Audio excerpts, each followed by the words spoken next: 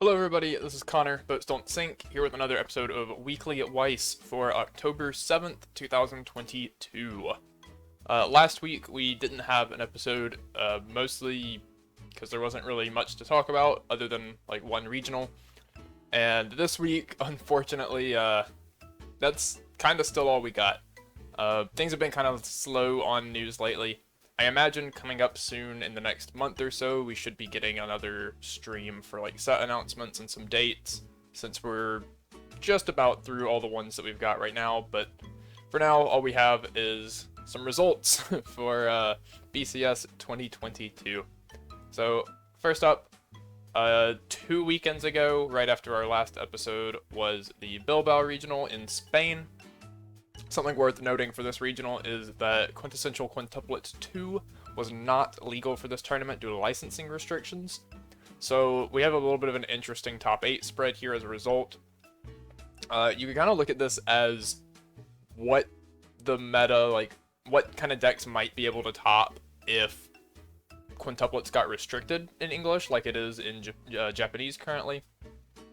I know a lot of people were hoping it would get restricted on the last restriction list, despite it being so close to the set's release and legality in English. But we have it here, sort of a what-if scenario from Bilbao. We see Watame Marine in first place. A choice comeback, Hololive, pretty typical stuff. We're just seeing Watame here instead of Coronet. Makes sense that just like a 1k1 deck, consistent, aggressive, pretty strong 1k1 deck would be able to take first place in a world where the strongest standby deck doesn't exist. We do still have Mushoku Tensei in this format. Its restriction has not gone into effect yet, so full power Mushoku does make an appearance at 4th place, kinda as the only 8 standby deck here.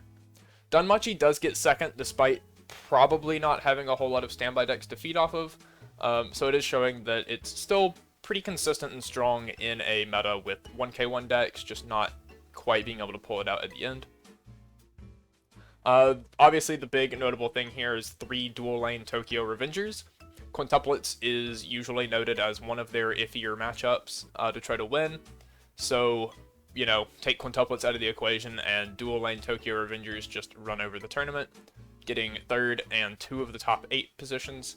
I don't know how many of them total were in the tournament. I can't imagine it was much more than like 3 to 5, and 3 of them making top 8 here. Pretty strong showing. Our other 2 top 8 decks are a little unusual.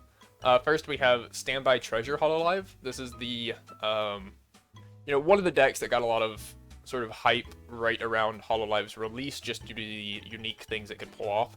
It's the Miko Sora deck, where you're playing standby triggers to bring out the Sora Changer at level 1, which can then change into the Sora level 3, and its effect on play allows you to search another copy of it, which allows you to search another copy of it, so you can get 3 copies of the Sora level 3 combo, which is a minus Soul Wall, that you can put on board at level 1. So if things go well for you and the opponent can't answer it, it's a pretty good way to just like lock up the game state and have a really good board presence.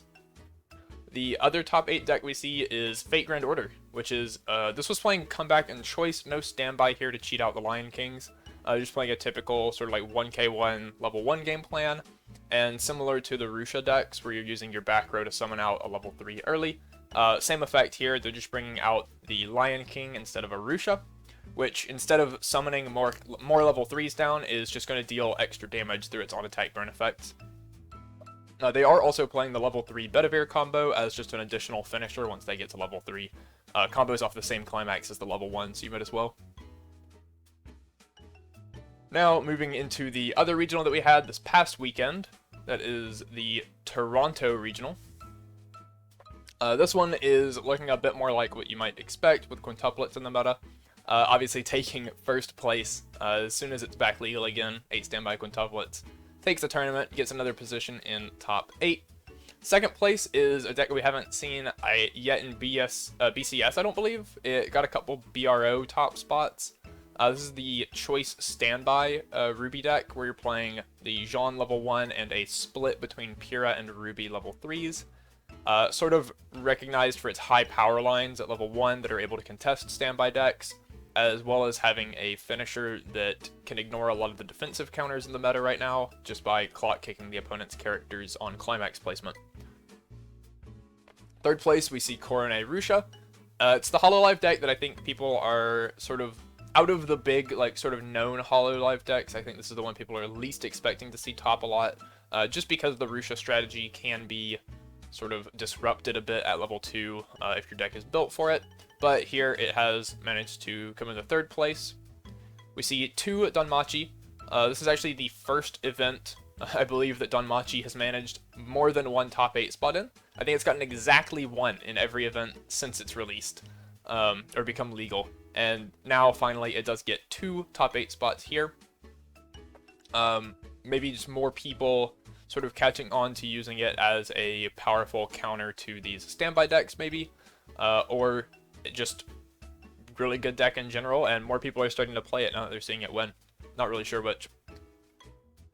We see Attack on Titan round out our top 8 with 2 slightly different builds.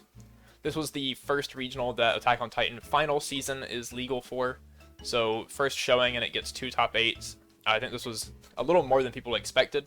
A lot of people were thinking the deck was going to be pretty good. Good enough to get these top 8 spots, but I think 2 surprised some people, especially the builds here. We have one that is 8 comeback, playing the Mikasa level 1 into the Sasha level 3, and one that is Mikasa level 1 into the Aaron Titan level 3 on a choice climax. Both of them, apart from that, were mostly the same shell, playing the Aaron level 3 early play, and using the new maneuver gear event. 2 copies in the 8 comeback, 4 copies in the comeback choice, which a lot of people were kind of down on when it was revealed, but has proven to be pretty good tool at helping loop level 1 combos and just tutor for pieces that you need in the mid game to get these strong finishers out. Both finishers pretty good with different pros and cons. I might talk about them a little more in detail in the future. Apart from that, we have upcoming events. Mexico will be this weekend, and Sydney, Australia next weekend. It's worth noting Sydney, Australia will be both the first event that Hololive Premium Booster is legal for, and it will be the first event that the new restriction list will be in effect for. So Mexico will be the last event where we see full power Mushoku Tensei running around. Sydney, Australia will be the first event that we see Hololive and Kaguya-sama with their new and newly unrestricted tools. So be interesting to see what the results from those look like, especially Sydney, Australia. It'll be interesting to see if anybody brings Kaguya-sama back. For a reminder for anyone that missed it 2 weeks ago or has forgotten about it, this is the new restriction list that will be going into effect October 10th. So if you have a regional after that date, mostly relevant for, I believe, Europe and AO players. North America only has, I believe, well, the US only has 2 more regionals. There might be a Vancouver one still, but there aren't many more regionals left in North America for this to apply to, mostly for Europe and AO.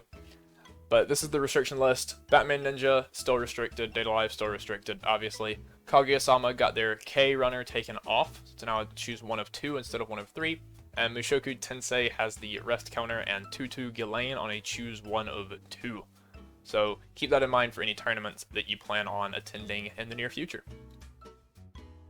We also, early this morning, had the BCS2022 page updated with a tab for the World Finals, which previously was not there.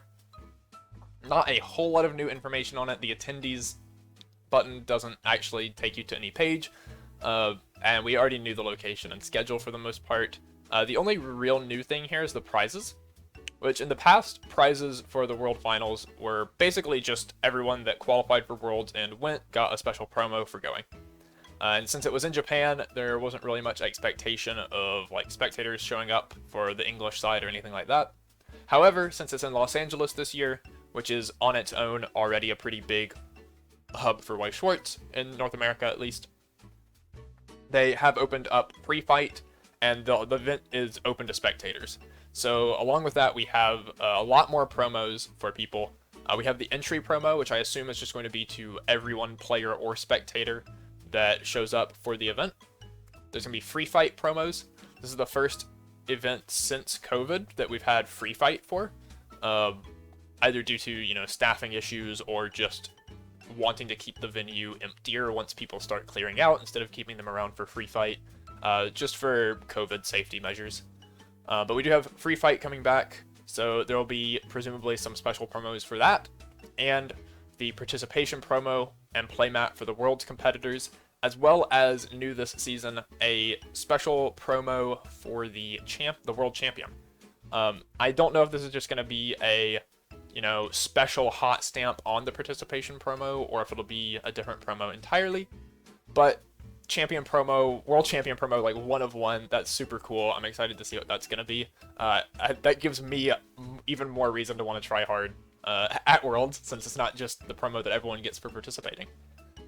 So that's going to be super exciting to see what these promos are. Even just like the entry and free fight promos, that's more than we normally get at Worlds, so it'll be interesting to see if those are different from what we got at Regionals, or if they're just sort of reworking the Regional and Shop Challenge promos into that. Apart from that, thank you for watching. That's all we've got this time. Hopefully in the next week or two we'll get some more information, apart from regional results, to maybe talk about some upcoming sets or things like that.